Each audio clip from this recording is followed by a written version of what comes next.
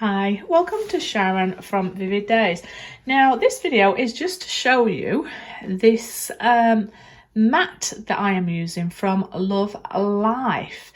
I'll put a link at the bottom of this video, but basically it's a mat that encourages you to get messy and create and love life. So it's a really cool mat that is user friendly. Now I want to show you this where when I was working on this piece, I just left it straight on directly onto the mat.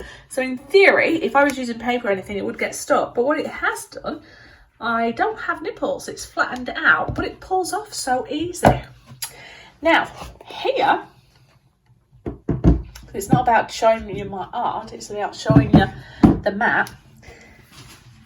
When I pull this, it's all just going to come off.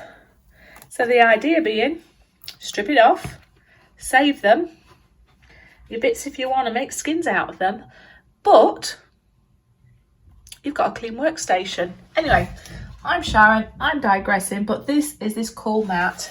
Check out the website or the link at the bottom and have a little look. So far, I am super impressed.